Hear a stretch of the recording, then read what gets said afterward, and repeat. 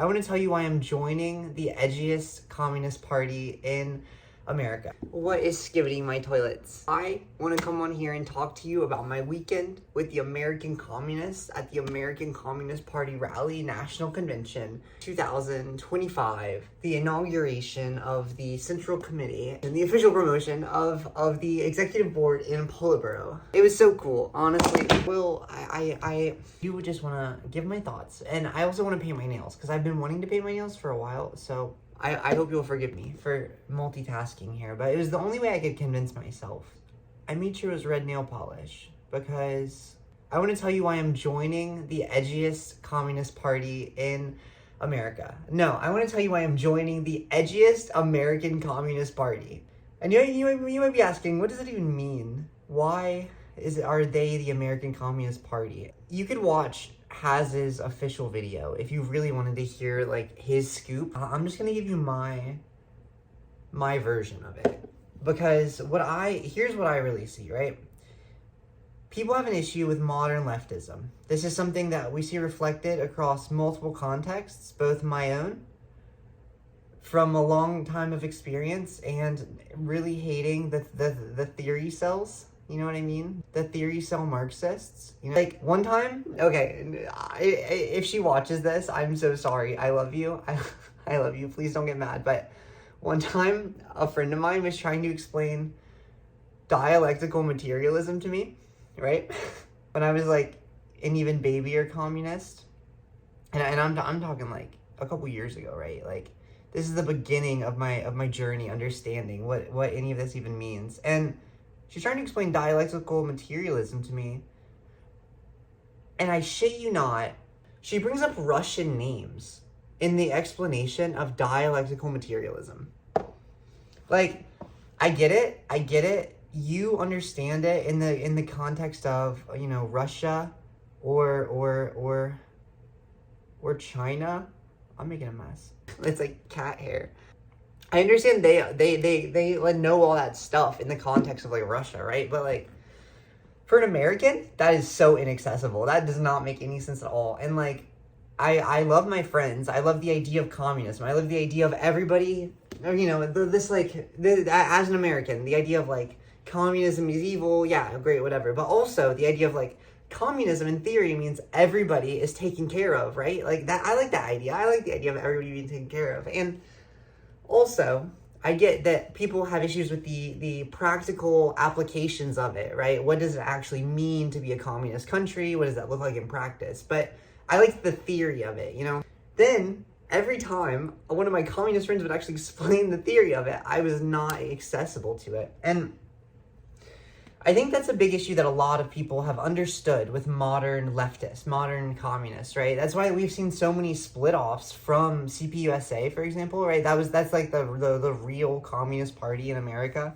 But we've seen so many split-offs, and it's not just ACP, right? It's like ACP, but it's also PSL, it's also like RCA and like CPI, and I don't even know, right? The DSA, there's like a million vaguely left quote unquote socialist, progressive, right, communist organizations, right?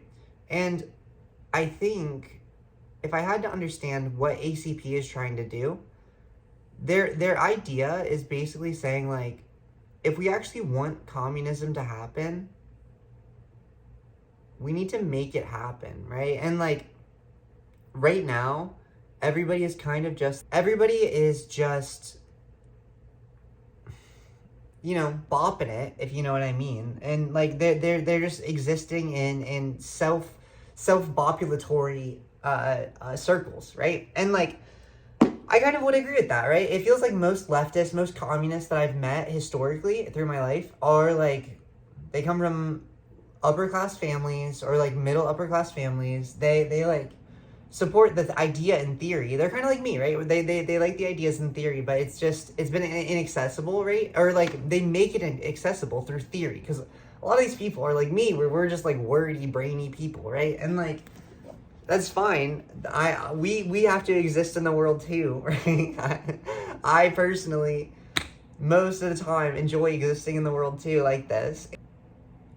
If we feel like we want to make communism accessible, we need to like translate it into modernity, right? Like over the weekend, I heard a couple of the comrades talking about, and I was eavesdropping, so I'm sorry, but I'm not naming names, so I hope it's okay. But they were talking about Mao and like his right hand man, and like how he created a book that just made philosophy extremely accessible to. Sorry, I want to fix my hair, but I don't want to touch my hair with my nails. He made philosophy extremely accessible to the people of China, right? The peasantry, because that's kind of who Mao cultivated favor with. He cultivated it with the peasants, not the elites, right? Like, I'm sure he had some elites on his side, but as like a rule, he was going for the peasants. Like Lenin was going for the workers, Mao was going for the peasants. That's kind of just the vibes.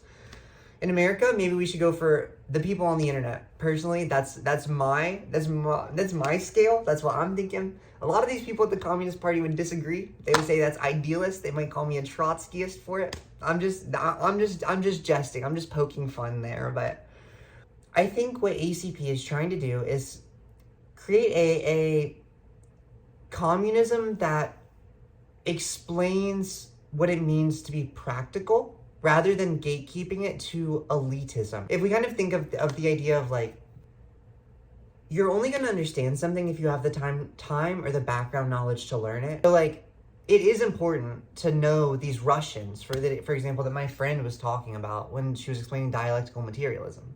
But it's also important to be able to explain dialectical materialism in a context-collapsed context, right? The people on the street, you can't rely on them to have a background knowledge or a willingness to learn about Russian history right off the go. Maybe you can get them to buy in after they have some concepts and things to bite into. But it's not going to work if you try to like start with that. And I'm not saying my friend started with that necessarily. Like I asked questions and that's what they said. But like, there's kind of that idea of we always need to be ready to translate these things into extremely accessible forms for the masses, right? The idea of communism is like a for the masses ideology. So you need to be able to translate it for the masses. And I'm pretty sure in America, it's like a 3rd grade or a 7th grade reading level in the masses on average, right? So like, it's important that we're appealing to the masses. You know what I'm saying? Okay, now I'm yapping. What I really wanted to come on here and like talk about was my experiences, right? So like, I heard so much fear mongering about ACP before I went, and you know, some of it seemed kind of justified. I watched a lot of clips of Haz, and like sometimes he has some flair, right? Well, you're just talking like a Mongoloid. I don't give a fuck. I am a Mongoloid. In my heart, I'm a Mongoloid. That is what I am. We are Horde. That is what we are. Yes, we are that. We are 100% that. Well, you're the one here chimping out, so... I am chipping out, bitch, because I'm a fucking human being, and you're a little soy boy cuck, little bitch. You don't know who the fuck I am. Right? You know, he has a certain flair that can come across a little, you know, it can come across not awesome. You want to talk racism? I can be way more racist than you, Angloid. I wanted to commit to it, because I've been developing, you know, this... You probably don't know this, but... I've been developing like I don't know if it's an intellectual or a theoretical framework, but I've just been developing a framework or like a philosophy framework or something. You know, I'm just working on stuff intellectually, but it's about like virtualism and scales of intelligences, right? So like I've been developing these ideas of it's plural virtual intelligences. It's really just like, you can think of it as collectives, but it's really more expansive than just humans, right? Like, I would also include, like, an ant colony or, like, the world at large as one plur, or, like, a pack of dolphins, or even, like, a person and their computers, like, their technology as, like, a plur rather than, like, a sing, which is, like, a singular virtual intelligence. Anyways, I'm not here to explain all that, but I guess I've been developing this framework, and I've really realized the value and importance of this kind of plur structure, and the value for a sing, for like an individual in the human context, to join themselves with it, right? Like, if we think about ants, which were a hyperfixation of mine from a young age. Always been a big fan of ants and other social animals, or like social insects specifically. If you think about ants by themselves aren't that powerful, right? And ants aren't that like effective. They can do a decent amount by themselves, but they can't do a lot. And even if you get one of those like pre-made farms that comes with like, I don't know, 50 to 100 ants or something, you know, the like gel ones, they just die after a couple weeks. It's not a self-sustaining organism. But if you're able to kind of get this plur structure, right? Because it's a plural virtual intelligence. It's a plurvert. It's a plur. It has all the components of the OSRI model, which is it doesn't matter. It's the model. It's the framework I've developed for understanding what it means to be an intelligence rather than just like a memory store or like I don't know what it means to be like intelligent, right? Because I feel like that's really a question everybody's asking right now. It's like, what does it mean to be intelligent? But again, I'm getting distracted because this is not the topic of the video. This video is about ACP, the American Communist Party.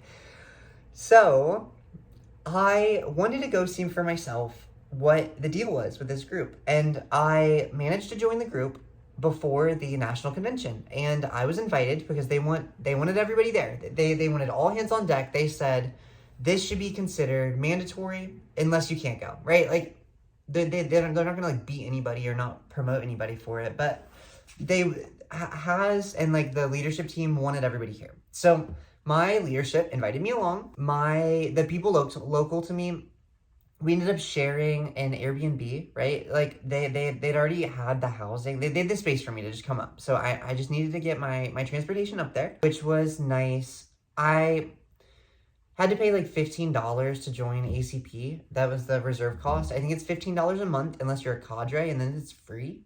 So I joined, and then I made it up there at like 4 a.m. on the first day. I have made it to Chicago, and now I'm on a little adventure on the public transport at 2 in the morning, 3 in the morning. I'm at 8% left, y'all. I have 20 minutes until this bus comes. Curbs of the celebrations, right? Because my flights kept getting delayed, which sucked, but it was fine,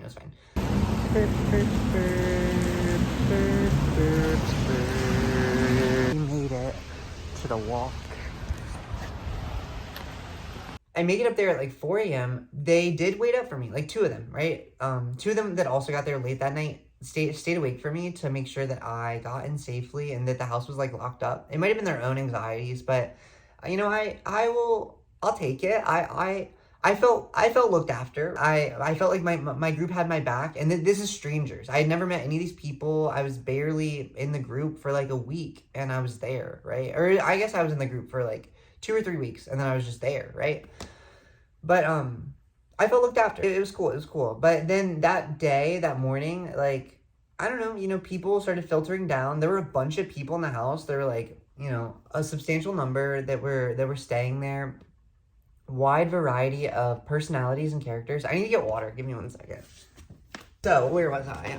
Spent most of the next day with them. The first day was a May Day celebration, but before we actually went to the May Day celebration, we just kind of hung out and ate, and I asked a million questions, right? Because they kind of knew I was there as like a YouTuber-ish person. Like I'd sent my YouTube to one or two of them. Like I didn't make it super public, but I also didn't hide it that I was a YouTuber. And then when I was there, I kept saying like, yeah, I think I'm gonna make a video or like an article or something. I really did want to join a group, to speak like a normal human being. I did want to join a group, but I just didn't know what group was right. So like I was asking them a million questions to figure out if I liked it or not. And I was really pleasantly surprised with like all of the people that I met there, right? Like the bottom people, the non-leadership. The leadership, I think they're a good leadership team, but I really wanted to be a part of, okay, listen, maybe this is just my feelings being hurt, but I really wanted to be an active part of some of this stuff, right? And like, I reached out to Haz, and then he responded once and then he never responded again. I sent so many messages and I felt so bad. But once you send them, you know, have you ever been in that situation where it's like, okay, once I send them, I've already sent them. I might as well keep sending.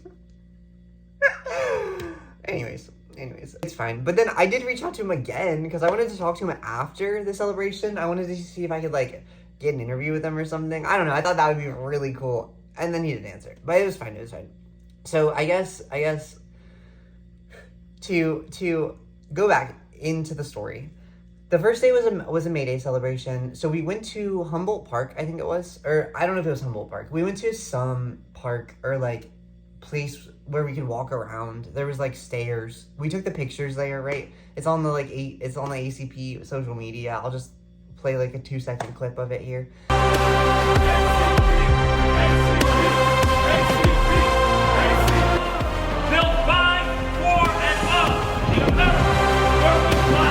That was the first day, and it was really cool. You know, I kind of just milled about meeting people. I remember that, like, that day was really cool because I was feeling really nervous, truthfully, because in general, I get pretty anxious. I get pretty in my head. I'm a pretty heady person at times, not always. Sometimes it's the opposite. You'd be surprised, but I was a little in my head that day, but I ended up just milling about, meeting a ton of people. I kind of forced myself to just talk to people, right? And like, I was asking a ton of questions, just asking for their experiences, opinions of the organization. Everybody on the ground seemed really awesome. I remember that, like, at one point, I went up to Haz and I like introduced myself. Oh my gosh, this was like low-key so embarrassing for me, but I went up and I introduced myself, and I was like, hey, nice to meet you.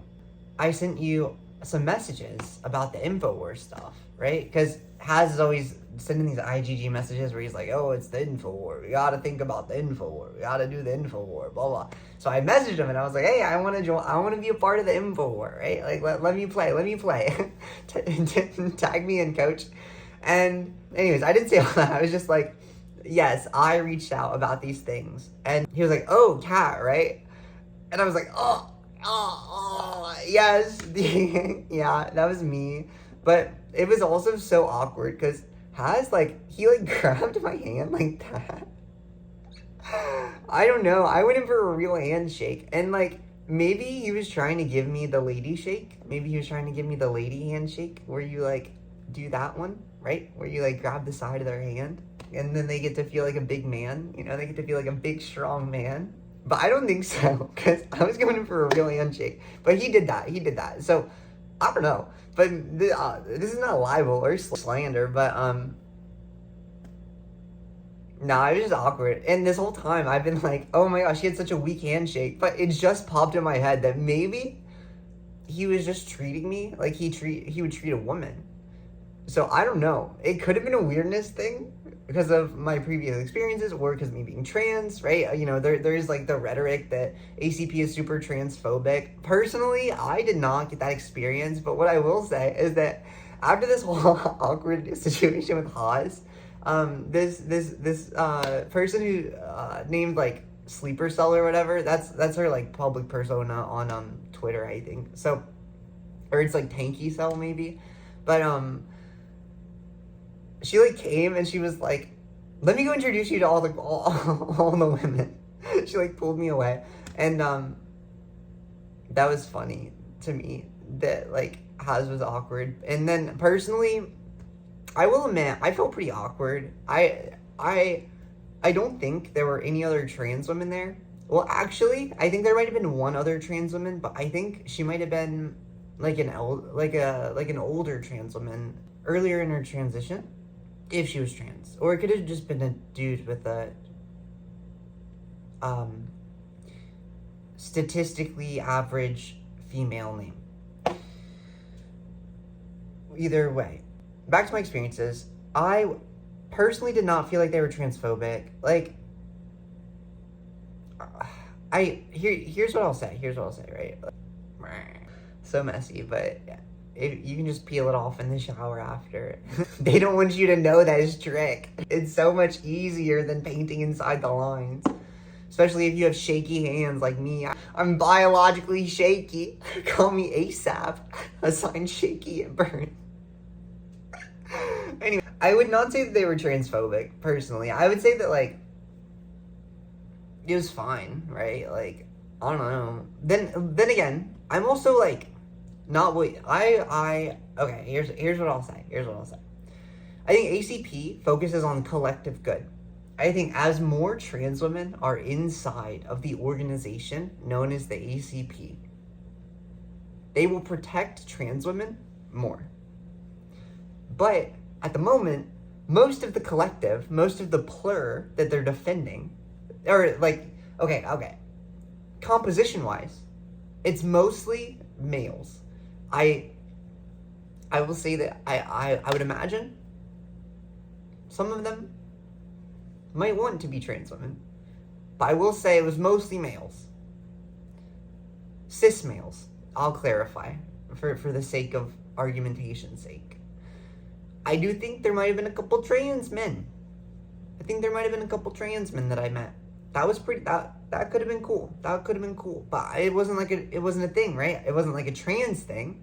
And we didn't make it a trans thing. They were just men. I was just a woman, right? It didn't need to be a trans thing. You get what I'm saying?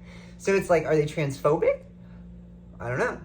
I don't think so. Maybe some of them individually hold bigoted beliefs towards trans people, towards Black people, towards other races or genders or minorities. At both men and women and non-binary people of all gender appropriations and the pronouns, everyone is included. But as long as their practice doesn't reflect that, as long as their behaviors don't reflect that, as long as their actions don't reflect that, I am not the thought police, right?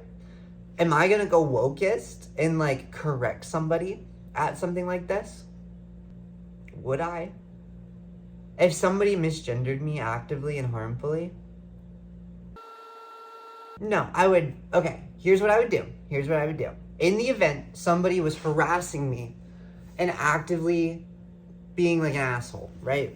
Misgendering, like, and by like misgendering, I mean like, you know, if they call me a slur or something, like if they're actively attacking me, for sure.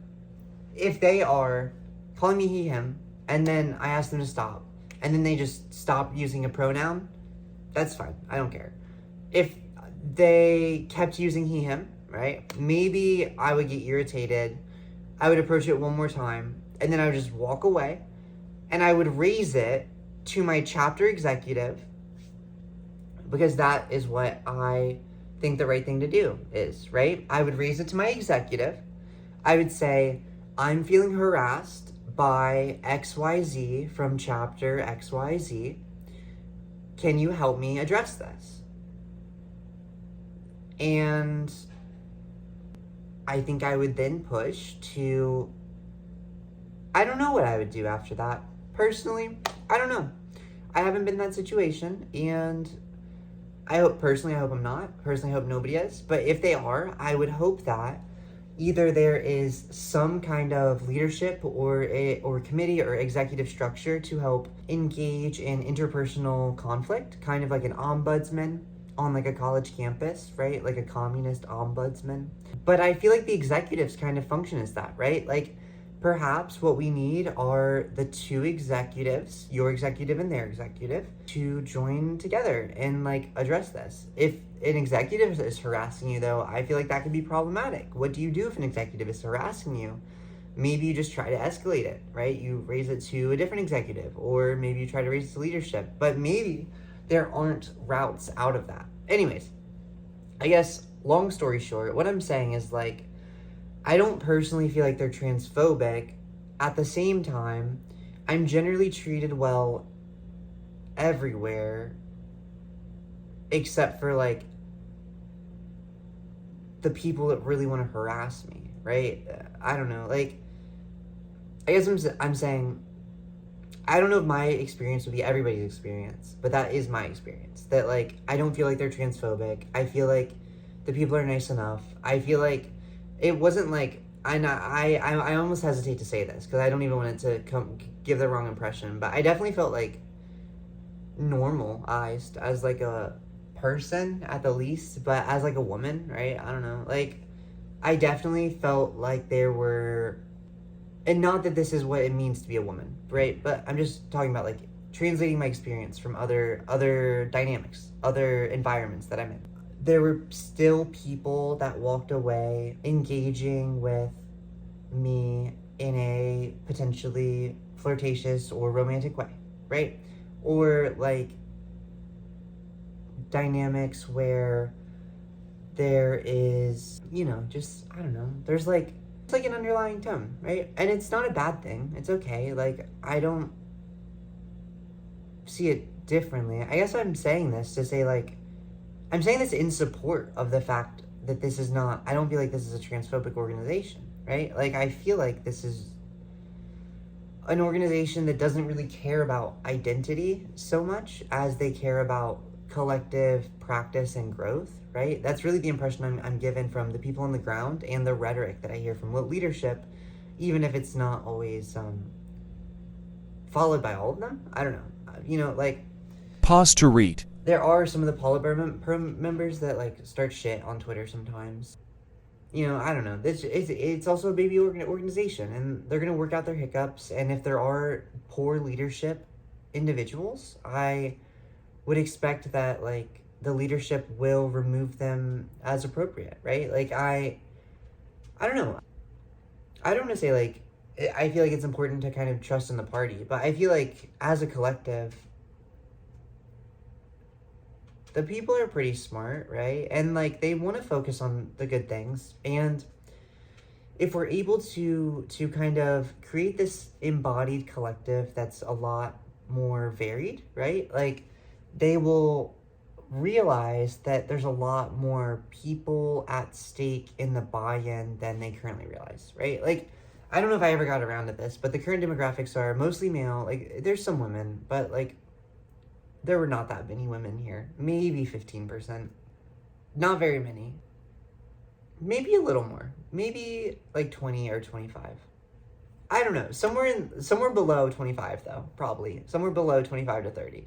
So it's very male, and like it's very like it seems like there are some gay people, but again, not very many trans people. Not a lot of there is some like racial diversity and stuff, right? Like it's not a super uniform group. It's not like a fucking Klan meeting, right? Like, so I don't want to give off that impression, but it's also not like, International Ethnic Celebration Day.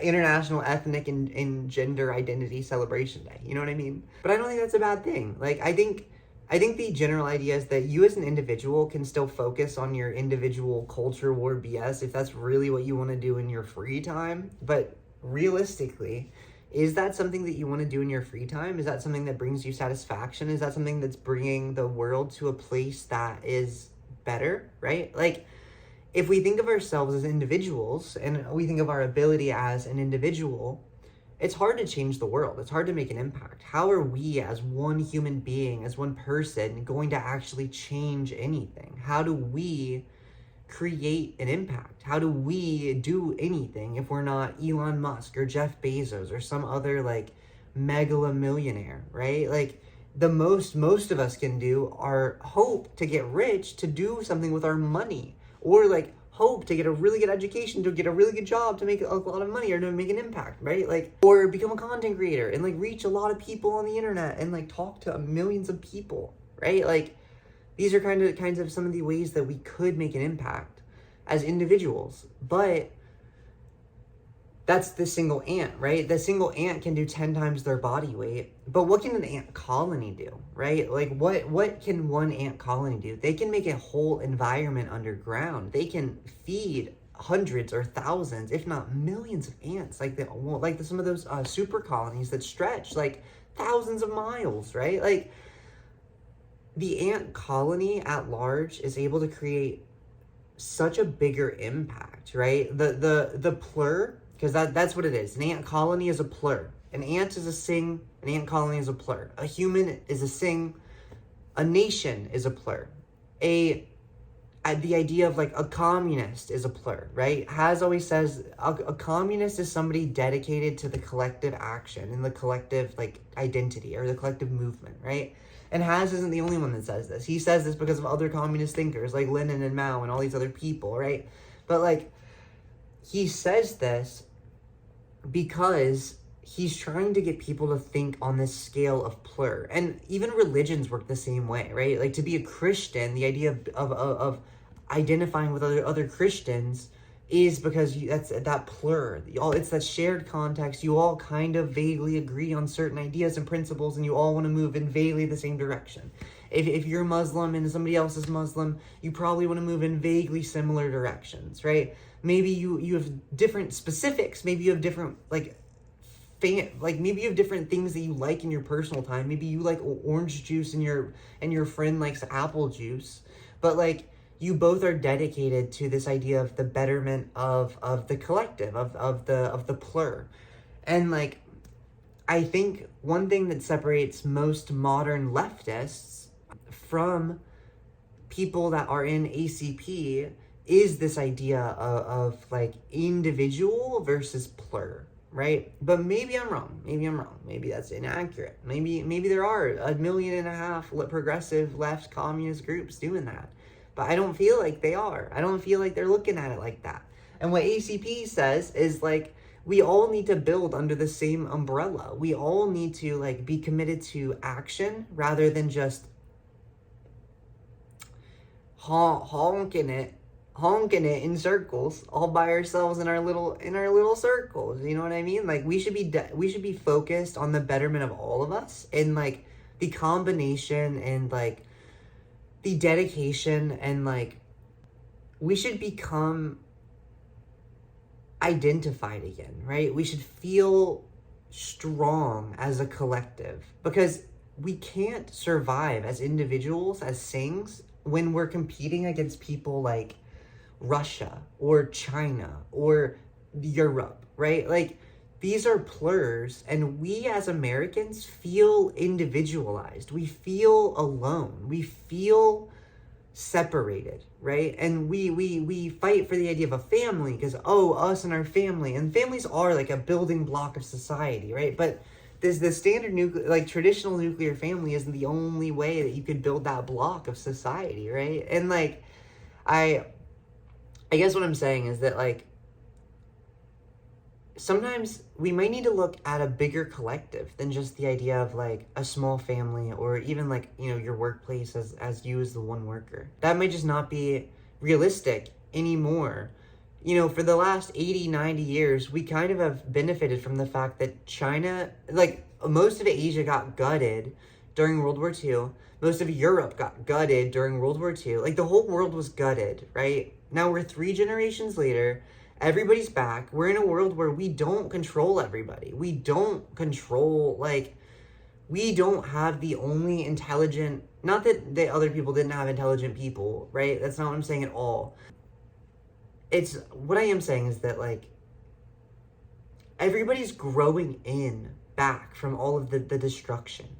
I heard about, or I read about this one, like, this idea of multipolarity. I kind of looked into where it came from, and apparently it's like a Russian military, or not military, but like it's a Russian thing from like the 90s or 2000s. It's this idea of like a world based in many different strong countries and organizations and powers. And like,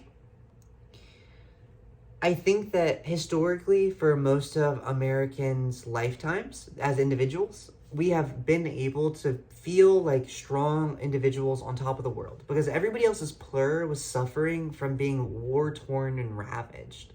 But us, we were benefiting from being on top of the world and coming into the war late. Like, we literally benefited so good from that. Sorry, there's like not I'll even say I don't believe in objective experience, but I'll say objective experience for this, because objectively, Americans got to rock out with their socks out because there was nobody else that could really compete. But now, 3 generations later, these kinds of gaps have filled themselves in, right? Like, we now are in a world where we don't get to just walk with a big stick, as Roosevelt or whoever said, right? Like we should be thinking about what it means to be a nation and what it means to be a strong nation in the world of multipolarity, right? This ACP's whole thing is like a combination of the USA and Canada and like, I don't know, the Greenland, like North America, except for Mexico, because Mexico's already like on their own path, being their own country, right? Like we are one nation dedicated to strength together in the idea of like, we're against 1.6 billion people in China, right? We're against another 300 million in Russia. We're against however many in Europe, 500 million or something. Like, we are not necessarily as strong as we have been for all of our lifetimes, right? We live in unprecedented times, and it's okay. History changes. History is fast. History moves. But like, here we are. Anyways, let me quit yapping. Day 2.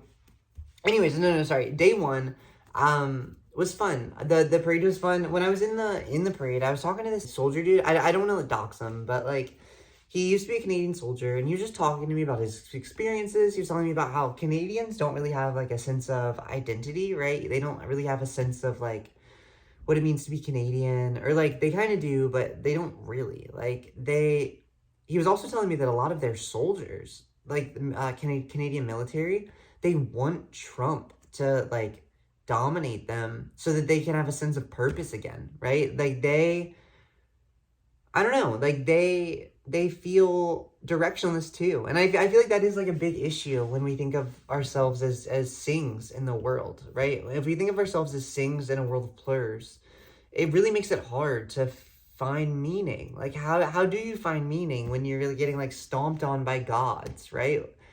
It kind of makes you realize why ancient Greeks and ancient Romans joined these kinds of like cults of the gods, right? They joined the cult of Aphrodite or the Vestal Virgins. That's what it is. Or like the like cult of that wine drinking guy. I don't remember. Come on, I'm working with the best I got here. So the next day was the inauguration of the leadership and the promotion of like, it's called the Central Committee. It's basically The American working class, and we'll go forward independently with our own path. We will carry with us the courage of leadership always, no matter how insurmountable our odds seem right here. It has to begin. On this idea of like democratic centralism, which is kind of like democratic in that you elect your representative, but then centralism in that they all come together and like make decisions or vote. It kind of reminds me of like Congress, low key. I guess it works a lot better when there's only like 500 to 1,000 people in your organization versus like, you know, millions of people. But also like, I don't know. I would be interested to see how this scales as like the organization gets bigger, or like how they'll handle dealing with either A, so many people in the Central Committee, or B, not having people as well represented by it. But anyways, what I'm saying is day 2 was cool. I went in, it was a super big banquet hall. There were like 20 tables and each had 10 seats each. Serve the death us the courage. It was really like, it was cool. But like, there were a lot of people. Oh my God, I skipped over so much stuff. So on the first day, on the May Day parade, there was like so many marches and chants. People just kept making up chants. I got some videos. I looked it up. I am allowed to play them because they were in the park and there's no like assumption of privacy. So like, I'll play all the videos here. It was pretty cool. ACP, ACP, ACP, ACP, ACP. Wall Street's dead. The future is red. Wall Street's dead. The future is red. Seize the land, comrade land, we advance. Seize the land, seize the banks, comrade land, we advance. Seize the banks, seize the banks, comrade land, and we advance. Seize the land, seize the banks. Our country, whose country? Our country, whose country? Our country, whose country? Our country, country, whose country? Our country, our country. That was that instant stop I saw on you. ACP, ACP, ACP, ACP is red. Wall Street is dead. The future is red. Fight, unite, and fight. Black and white, unite and fight. Black and white, unite and fight.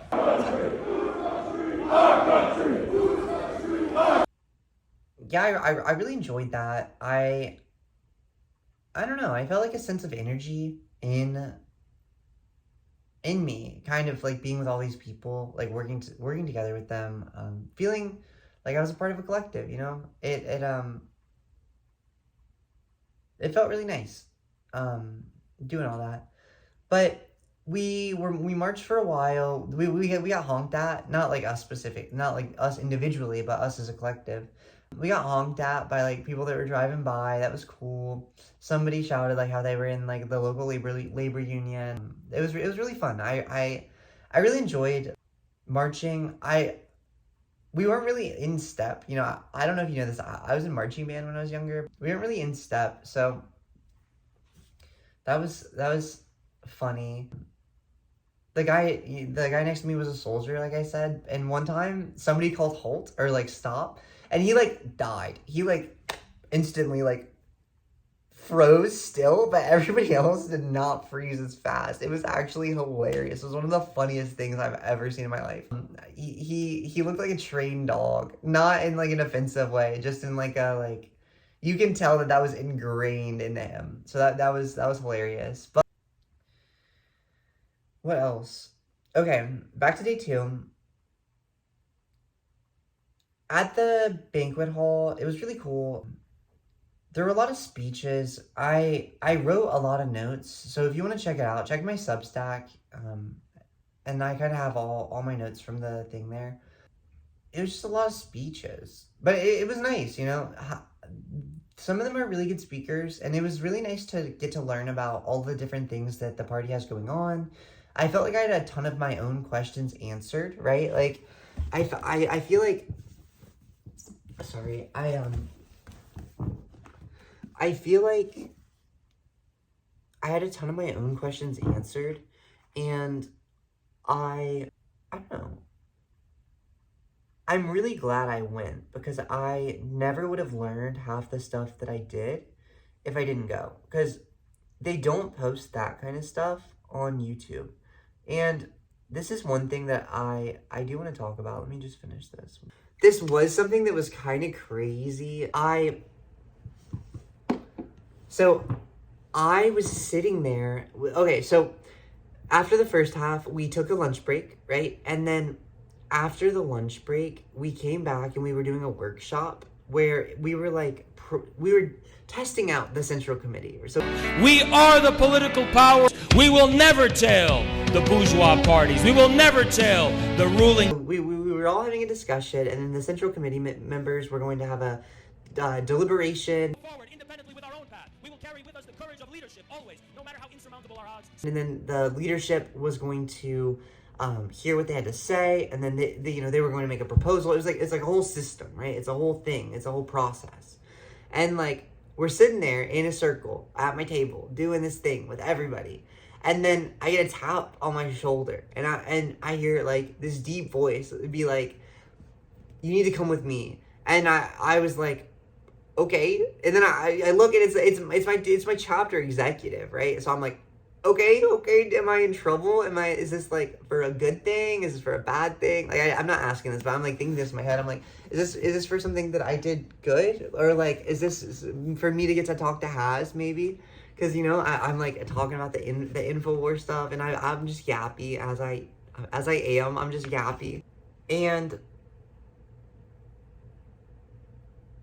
he leads me over to Kyle Pettis, who's the like department head of personnel, right? So that's like party security and like, I don't know, all kinds of crazy stuff. And like, I don't know. I think it was this girl named like Slava. I don't know. People kept talking about her all weekend, but I don't think I ever like talked to her really. Like, I think it was mostly just people. I think she was like sending out information to people, and then they would be like, yeah, Slava said here, or like, Slava's gonna send out more information later, or like, Slava's gonna do this, Slava's gonna do that. Yeah, but she was there too, so she was kind of like just chilling. And then Kyle Pettis was like, "Are you recording?" And I was like, "What do you mean?" Or no, he didn't say that. He was like, "What do you think about recording?" Or like something like that, right? And I was like, "What do you mean? Like, what does that mean?" And then I was like, "In general, or?" And he was like, "Are you recording right now?" Or like, "Are you recording?" And I was like, "No." And I was like, "No." Somebody asked me not to. And it was the OTC, right? The one true communist. He is the one who asked me not to record earlier that day. So he was looking out for the party. OTC is the OTC. Party, you should love your OTC because he is the GOAT. He's the dog. But he asked me not to, and I didn't, because I am not trying to go in there and be unethical and unhonest. But they did give me a notebook and a pen, so I wrote down stuff. I wrote notes the whole time, because that felt like free game. Anyways, then he's like, then he breaks down the recording laws in Illinois, right? He's like, "I just want to make sure we're on the same page. So, Illinois is a one-party video state, but it is a two-party audio state." And I was like, "Yep, I know. Okay, great."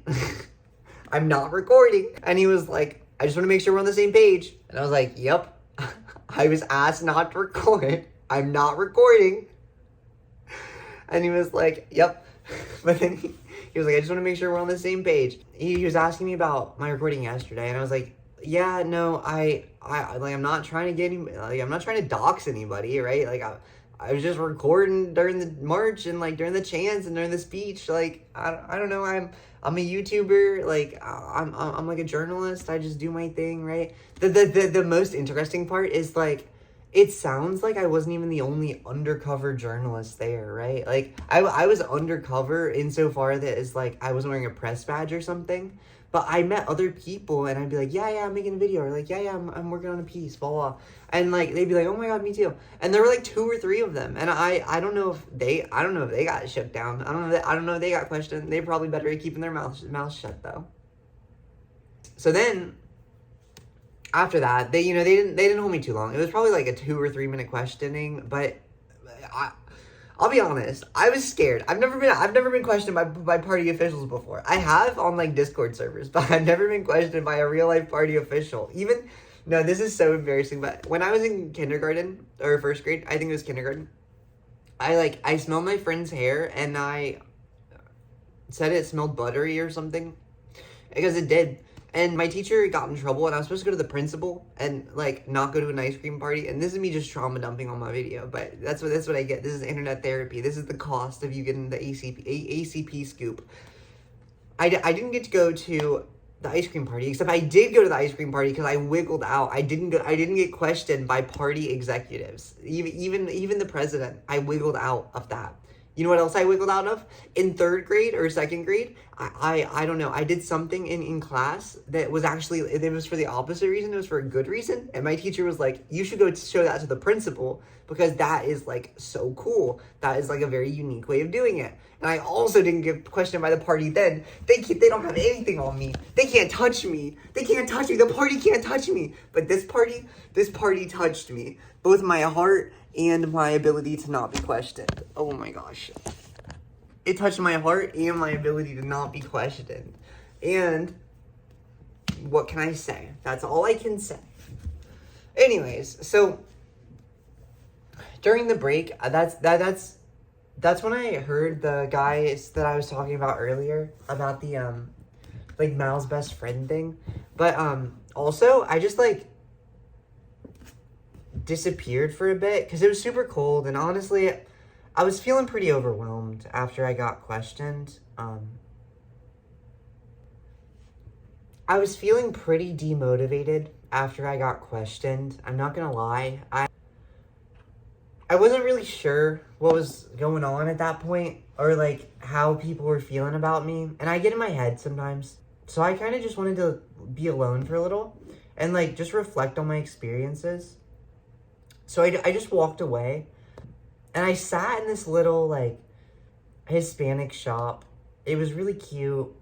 I bought like a Gatorade or something, because that was the other thing. I hadn't really eaten since the day before, because I get like awkward sometimes about food stuff. So I didn't want to eat around everybody, but also I didn't want to like Uber Eats or like go out, because I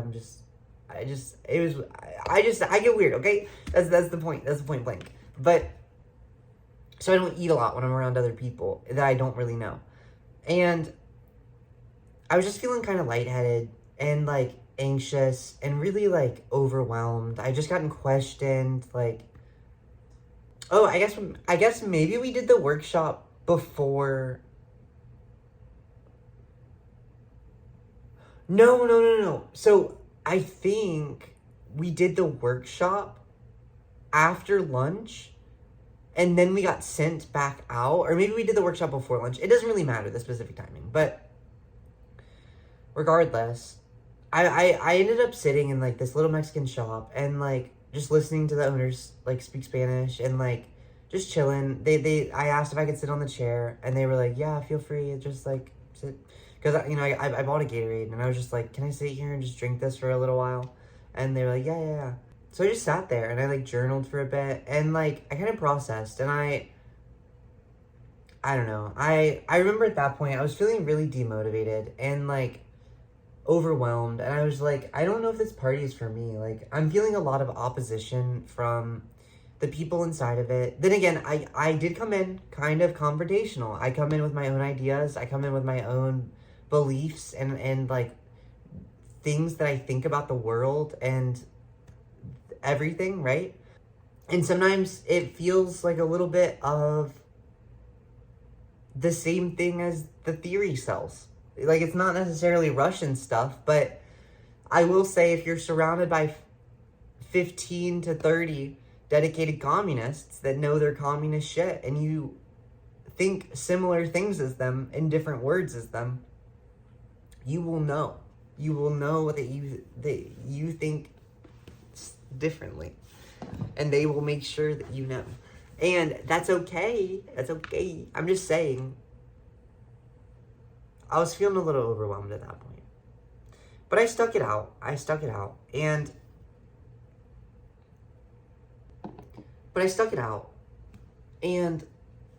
I ended up back at the convention, and we finished it out for the rest of the day, and they kind of came to some agreements that they were going to work on some tech to help inter-party communication. They were going to focus more on, making sure that all the different organs of the party are functioning well. And they just kind of came together in agreement again that they want to commit to be collective, right? And, like, I personally found that really inspirational. I found it really inspirational that they want to be like a collective group, right? I don't know. That it feels special. That feels special to me. Later that night, I ended up going out with some of both nights I went out, right? I think the first night there was a party after the May Day event, and the party was really lame, boring. No offense to the people there. Well, I'm actually being mean. Compared to more entropic, I don't know if they're more entropic necessarily. The environment is more entropic, but the agents might be less entropic at the other parties. Actually, I don't know. This party was less entropic than what I have in my head as an ideal party. That's what I'll say. A lot of these people didn't seem to consume very much, which is fine. You don't have to do drugs and alcohol to have fun. But they also mostly just wanted to talk about communism and, like, oh my gosh. They mostly just wanted to talk about communism and things the party had done or has, or the other, like, figureheads, right? Or, like, I don't know. It just seemed like they talked a lot about their shared context, which is fine. I'm not hating on them. Only a little. Because the party was pretty boring. That's all I'm saying. They didn't have liquor though. I got liquored up. I sat on the front stoop and I talked to this lovely girl that I met who was from a different state, and I talked to her and her husband, and it was great. I loved that. That was an amazing time. I'm being a hater. I'm saying they had an awful party, and there I was at the party on the front stoop. That was just my part. That was where the party was right for me.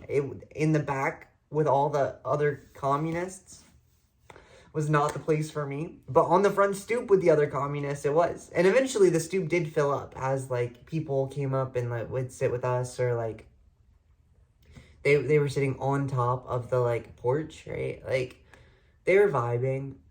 I don't know. It was a party. It was fun. It was fine. It was fine. It was fun. It was not the best party I've ever been to. Or top 10. Okay, there we go. Day 2, we went to a different party that was like a mix. Somebody was there visiting like a friend that lived in the city. They were staying with them. So a bunch of communists got invited to like a dinner party that was like a college dinner party, or maybe they were like post-grads, I don't know. But like that was really interesting. So like that one was kind of cool, and we were just mingling, but we didn't stay there for long. And we ended up going out to the bars with some of the other people from my party, from my like local chapter, and that was really cool. I think we ended up doing the same thing on the first night too. I don't remember. We might have, or we might have not. I think we might have gone out all 3 nights, but we might have just gone out the last 2.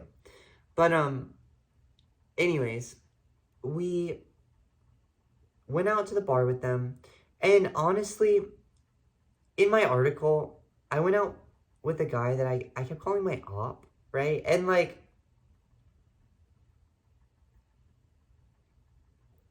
if I'm honest, the reason I was calling him my op is because he was the only one, not the only one, but he was somebody who was willing to actually engage with me intellectually. Him and I were going at it back and forth. We were having a mind battle. It was so fun. I loved it. And I'm calling him my op, but I call him my op in the idea that like, you want an arch nemesis, right? Like, you're low-key, your arch nemesis is like your second best friend. Like low-key, right? Like arch nemesises bring out the best in each other. Personally, that's how I feel. I feel like ops, arch nemesis, they bring out the best in each other. Although it's like a narrative. It's a story building thing. It's like a collective, right? It's like a collective type of dynamic that you want for yourself, right? Like you probably want an op, and you want supporters, and you want like people that are completely uninvolved, and you want all these different dynamics to help maintain a balanced diet of cereal breakfast. And on the 3rd day of Christmas, my true love gave to me a hangover because I was out partying really hard on the 2nd night. And I ended up going to a Victory Day celebration in the park with the Russian and Mongolian communities. I ended up going late.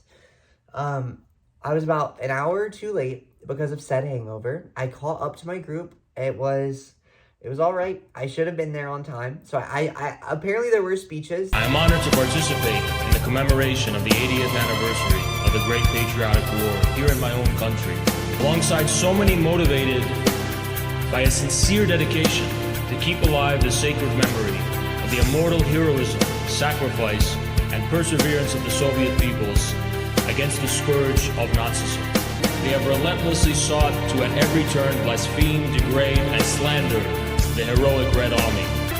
The ruling imperialist hegemony wastes no opportunity to portray every feat by the Red Army as failure, every noble deed as a hideous crime, every achievement into a calamity. Let us retain a spirit of optimism and confidence that the light of history will prevail in the end. There was a lot of dancing that still happened once I was there. There's a lot of music. I honestly had a great time.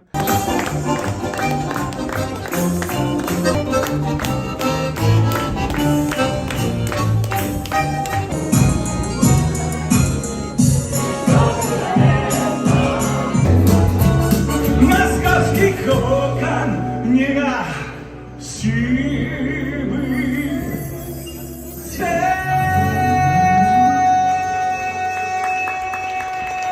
Нас нежный город, солнце блестит во мне, красавец Севастополь, скучать буду по тебе.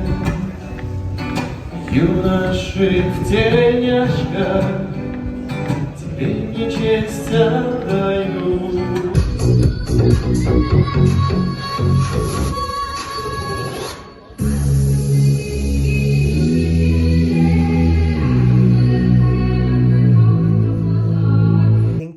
And the like cultural celebration was really cool. I didn't really get like, I don't know what the stuff was about because it was in Russian or Mongolian for most of it. Some of it was in English, but a lot of it was not. So I don't really know if I liked it, but I think I liked it. Aesthetically, mimetically, I like it. In theory, you know, it was a whole celebration to like, I think it was beating the Nazis, and like specifically because the Russian and Mongolian communities, it was like the USSR beating the Nazis, or like the East beating the Nazis. And yeah, I don't know. I personally like beating Nazis. I personally like the idea that we helped beat the Nazis in America. So the American communists, the Americans, and the Russians and Mongolians celebrated. And we said, yeah, Hitler died. Boom, boom, boom. Maybe not died. Hitler was no more. Boom, boom, boom, boom. Anyways, so that was fun. And I also got to take a cool video with a flag.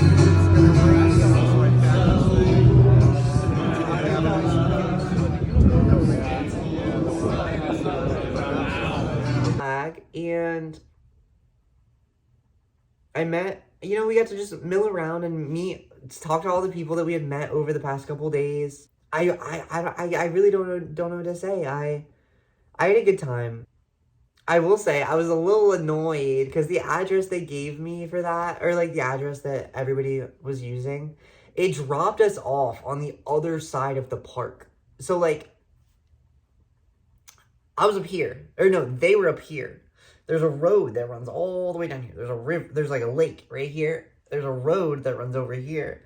The road drops off over here. So I'm over here, right? I'm over here.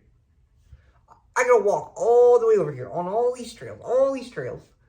It took me like half an hour or 45 minutes to walk. And I felt, honestly, it felt really nice to be able to walk because I hadn't had a lot of alone time over the past couple days. And in fact, I would not actually get some alone time for a couple more days. So this was a nice little walk where I got to just enjoy the little birds on the trail, and I enjoyed it. But then I got to enjoy some cool music and dancing, and it was a really good time. And I got to meet so many cool people, right? And like, I don't know. I definitely feel like I made some new friends, right? I made some new connections. I made some new like acquaintances. Oh, and these are respective, right? Like I made some friends, I made some acquaintances, I made some ops, I met some like professional connections, I met some like social I met all kinds of people. And like, I don't know, I think the idea of what the American Communist Party really means is to bring people together despite our differences for the sake of creating a better future. And yeah, I don't know. That's the impression that I walk away from. So if you want to know all about my experiences, read the Substack. And I love you and thank you for listening. And I hope you have a great rest of your day. And good night and goodbye.